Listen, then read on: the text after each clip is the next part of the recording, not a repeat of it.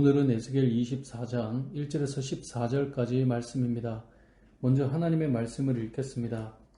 아홉째 해 열째 달 열째 날에 여호와의 말씀이 내게 임하여 이르시되 인자야 너는 날짜 곧 오늘의 이름을 기록하라. 바벨론 왕이 오늘 예루살렘에 가까이 왔느니라. 너는 이 반역하는 족속에게 비유를 베풀어 이르기를 주 여호와께서 이같이 말씀하시기를 가마 하나를 걸라. 건 후에 물을 붓고 양떼에서 한 마리를 골라 각을 뜨고 그 넓적다리와 어깨 고기의 모든 좋은 덩이를 그 가운데에 모아 넣으며 고른뼈를 가득히 담고 그 뼈를 위하여 가마 밑에 나무를 쌓아 넣고 잘 삶되 가마 속에 뼈가 무르도록 삶을 지어다. 그러므로 주 여호와께서 이같이 말씀하셨느니라. 피를 흘린 성읍 녹슨 가마 곧 그 속에 녹을 없이 하지 아니한 가마여 화 있을진저 제비 뽑을 것도 없이 그 덩이를 하나하나 꺼낼지어다. 그 피가 그 가운데 있으며 피를 땅에 쏟아 티끌이 덮이게 하지 않고 맨 바위 위에 두었도다.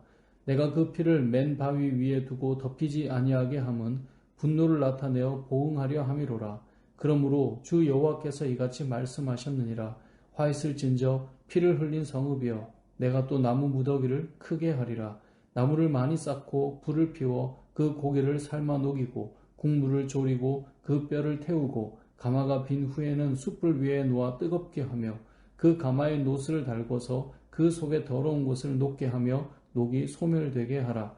이 성읍이 수고함으로 스스로 피곤하나 많은 녹이 그 속에서 벗겨지지 아니하며 불에서도 없어지지 아니하는도다.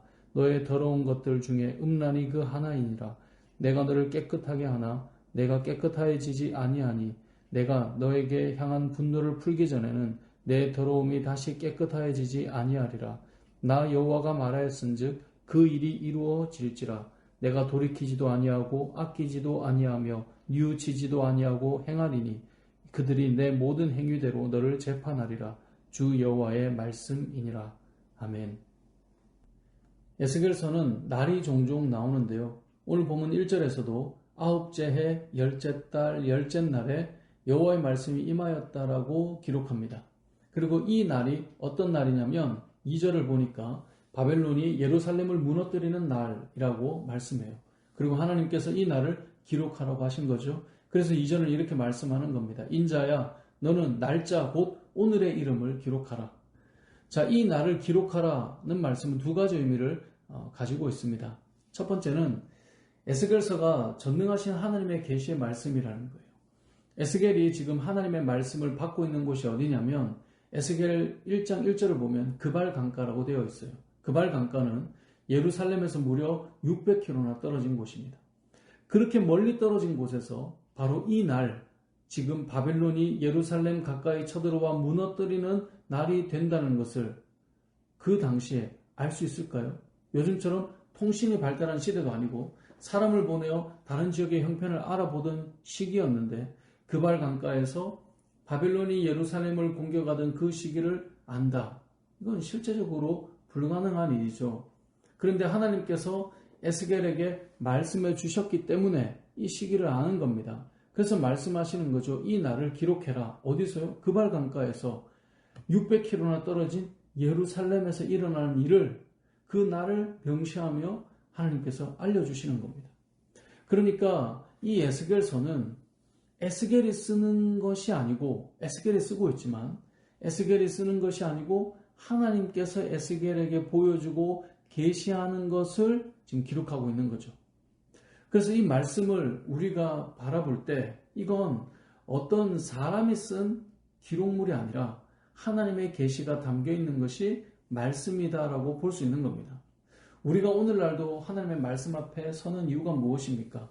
뛰어난 지혜자가 쓴 좋은 글이 아니라 온 땅을 다스리고 살피시며 아시는 하나님의 음성을 듣기 위해 말씀 앞에 서는 것입니다. 이 날을 기록해라. 그발 강가에서 그 멀리 떨어진 예루살렘에 일어나는 그 역사를 그 날을 기록하며 하나님께서 계시하고 있음을 보여주고 있는 것이죠. 두 번째는 이 날은 범죄로 인해 결국 하나님의 심판을 받게 되는 날임을 기억하라는 겁니다. 우리도 흔히 기념일들이 있잖아요. 기념일은 항상 그 날이 주는 의미가 있죠. 오늘 이 본문의 이 날은 결국 이스라엘 백성들이 하나님 앞에서 범죄하여 심판을 받아 무너지는 그 날이다 라고 하는 것을 기억하라는 거예요. 기억하고 너희가 다시 이런 일을 반복하지 말라. 지금 이 말을 하고 있는 것입니다. 하나님께서는 우리가 범죄해서 심판을 받고 고통을 경험했던 날을 기억하기를 원하십니다. 왜냐하면 반복하지 않기 위해서. 그래서 기록하라는 거예요. 그런데 사실 많은 사람들이 신앙생활 하면서 그 모습을 보면 범죄해서 하나님의 징계를 받을 때는 두려워하고 기도하고 하나님 이번만 지나가게 해달라고 간곡히 구하다가도 그것이 지나가면 어떻게 하죠? 잊어버려요. 그러니까 또 반복하는 거죠. 분명히 환난의 때에 고난의 때에 하나님을 보게 되었고 기도했거든요. 근데 그게 넘어갔어요. 그게 얼마나 감사한지 몰라요. 그런데 기억하지 않아요. 오늘 본문에 하나님께서는 하나님의 징계가 그냥 고통으로 끝나기를 원하지 않으십니다. 그 일이 반복되지 않기를 원하세요. 그래서 그 날을 떠올리면 기억이 나고 그 날을 떠올려 기억하라고 왜요? 반복하지 않도록 하기 위해서 오늘 말씀하고 있는 것입니다. 여러분의 삶은 어떻습니까? 하나님의 징계를 경험하고 이번만 지나가기를 구해놓고 또 반복하고 또 반복하여 스스로를 무너뜨리는 일은 없는지 생각해 보십시오. 그렇다면 기록해야 합니다. 기억해야 합니다. 그것이 하나님의 뜻입니다. 오늘 본문에서 또 한 가지 알 수 있는 것은 끓는 가마 비유를 통해 하나님께서 어떻게 심판하시는가를 보여주십니다. 가마 속에 고기를 준비합니다. 그리고 가마를 끓이면 좋은 음식이 되겠죠. 그런데 문제가 있어요. 이 가마가 녹슨 가마라는 거예요.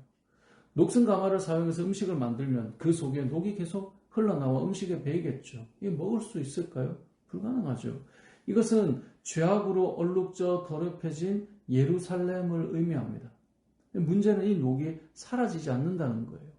12절을 보니까 이렇게 말씀합니다. 이 성읍이 수고함으로 스스로 피곤하나 많은 녹이 그 속에서 벗겨지지 아니하며 불에서도 없어지지 아니하는도다.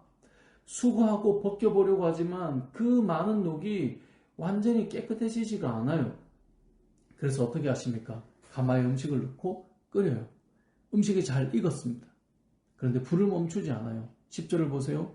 나무를 많이 쌓고 불을 피워 그 고기를 삶아 녹이고 국물을 졸이고 그 뼈를 태워요. 채워져 있는 그 가마 안에 있는 모든 것들이 다 태워지고 녹아지고 없어지죠. 우리 안에 있어야 할 것들이 사라지기 시작해요. 그 풍성함들이 사라지기 시작해요. 텅텅 비게 만들어 가세요. 그런데 목적은 그건 아니에요. 우리를 텅텅 비게 만드는 게 목적이 아니라 우리를 가난하고 부족하게 만드는 것이 목적이 아니라 그 후에도 불은 계속 지펴져요. 11절을 보세요. 가마가 빈 후에는 숯불 위에 놓아 뜨겁게 하며 그 가마에 놋을 달궈서 그 속에 더러운 것을 녹게 하며 녹이 소멸되게 하라. 무슨 말입니까? 가마가 빈 후에 그 안에 있는 것들이 다 이제 쫄고 녹고 다 태워지고 다 사라졌어요. 그럼 이제 심판했으니 끝. 이게 아니에요. 11절에 가마가 빈 후에도 숯불 위에 놓아 뜨겁게 해요. 그래서 그 가마에 놋을 달궈요. 그리고 그 속에 더러운 것을 녹게 해서 녹이 소멸되게 하는 거예요. 이게 본래 목적이에요. 스스로 벗겨지지 않는 악한 습관들이 배어있는 그게 이제 녹이거든요. 그 솥을 태우고 태워서 비록 그 속에 있는 음식과 고기와 국물이 다 사라졌지만 그리고 나서도 또 태워져서 녹슨 가마에 붙은 이 녹이 완전히 없어지도록 하시는 것, 이것이 하나님의 뜻인 것입니다. 우리는 잘 보면 심판 그 자체가 목적이 아니라 우리의 삶을 텅 비게 하시는 것이 하나님의 최종 목적이 아니라 죄로 얼룩진 것들을 완전히 소멸시키시겠다라고 하는 것이 목적이라는 사실을 기억해야 합니다. 우리 인생에 아무리 풍성함이 있어도 녹슨 가마 안에 그것들이 들어있다면 그것은 우리의 양식이 되지 못할 것입니다. 진정한 양식이 되기 위해서는 가마 속에 붙은 녹이 다 불태워져야 할 것입니다. 그래야 그 가마는 음식을 만들어낼 수 있는 것이겠죠. 저와 여러분의 삶 속에 붙어있는 가마의 녹과 같은 악한 습관과 음행들이 사라지지 않고 우리 삶의 풍성함이 존재할 수 없다라는 것을 우리는 먼저 기억해야 합니다. 그리고 주의 성령으로 이 모든 것들이 온전히 해결된 후 우리의 삶을 다시금 풍성하게 하시고 배부르게 하시고 부유하게 하시는 하나님이라고 하는 사실을 경험하며 나아가는 저와 여러분 되시길 주님의 이름으로 축복합니다. 아멘.